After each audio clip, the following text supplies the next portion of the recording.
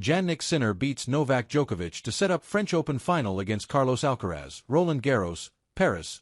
Friday night at the French Open, Novak Djokovic played a level of tennis that few people on this planet will ever reach, and Jannik Sinner still beat him in straight sets.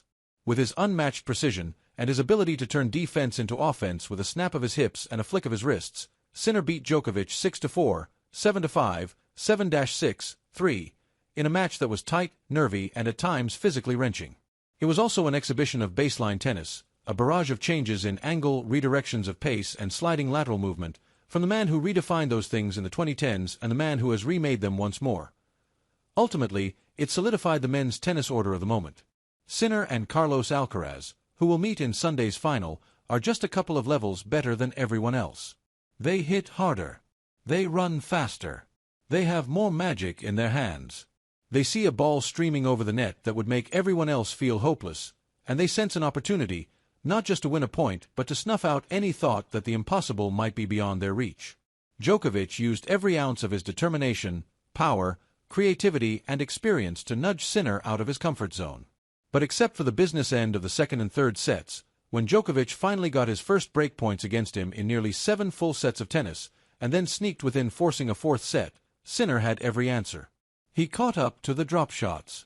He chased down the laser-like forehands that shot toward the lines like heat-seeking missiles and blocked them back. In tennis as in physics, some of this was action and some of it was reaction. Sinner's speed and power made Djokovic's best shots worse, because he had to try and hit them better than he has done in almost a year. Last summer in the Olympic final, Djokovic came up with 2 miracle forehands on the run to beat Alcaraz on this same clay, in 2 tie-break sets. He has always been the player who rarely gives anything away when everything is on the line. The best of the best have had to take matches from him to beat him, and more often than not, haven't managed it.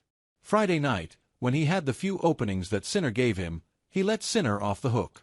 Djokovic hates to think about the past, but he will likely spend some time ruminating over a couple of flubbed second serve returns midway through the second set, when he still had life in his legs and Sinner was on the ropes serving at 0-30, won 24 Grand Slam titles by not letting opportunities like that slip through his strings.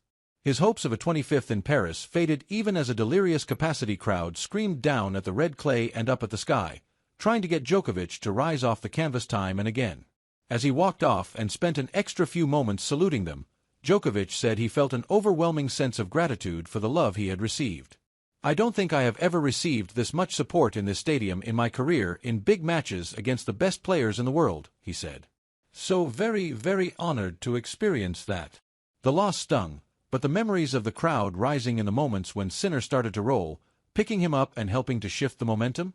That might just last longer than one more loss in a sport that will inevitably bring many more of them.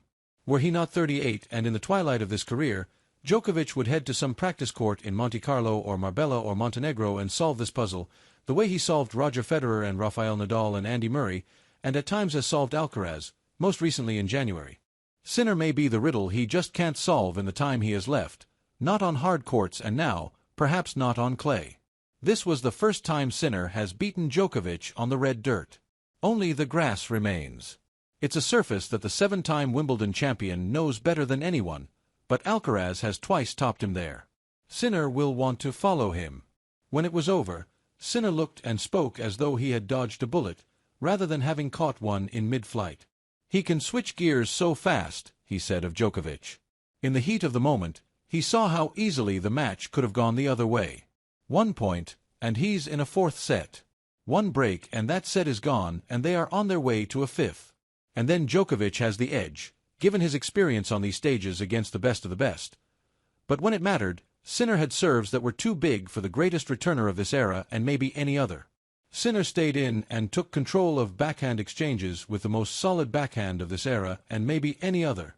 Staying with all that stressed Sinner as Djokovic had rarely stressed him in their 2 matches prior to this one. But at the end, Djokovic had nothing but little victories to show for it. They arrived for him throughout the night. The biggest little one was one of those mad points, in which he and Sinner sent each other up and back and all over the court, until Djokovic got in front of the ball to dig a backhand volley into the open clay. That was early in the second set. There was still hope. Djokovic had lost the first set to Alexander Zverev Wednesday night, and to Alcaraz in Australia. He had come away with the win on both occasions. When that point from the gods, one of so many Friday night, was over, the 15,000 fans packed into Court Philippe Chatrier stood and roared. Djokovic put his hands on his hips and stood still for a few seconds while catching his breath and letting the roars fall over him. He looked like he might take a bow. Instead, he windmilled his arms as he walked to his towel, whipping everyone up into another frenzy. Trouble was, all that work had only gotten the score back to deuce on Sinner's serve. It hadn't even gotten him a chance to break. He'd have to wait until the end of that set for one of those. When he finally got it, for the first time in nearly 8 sets, Sinner's ball into the tape at the top of the net only drew him even at 5-5.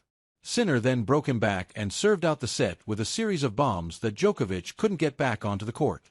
Then there were the 3 set points, with Sinner serving at 4-5 in the third and Djokovic trying to make a last stand. Just getting to the first 2 had sent him retrieving a ball outside the doubles alley and then the next in the opposite corner. Once again, most of the 15,000 were on their feet, and Djokovic was windmilling his arms like an over-exuberant orchestra conductor. Then came more big Sinner serves to snuff those out.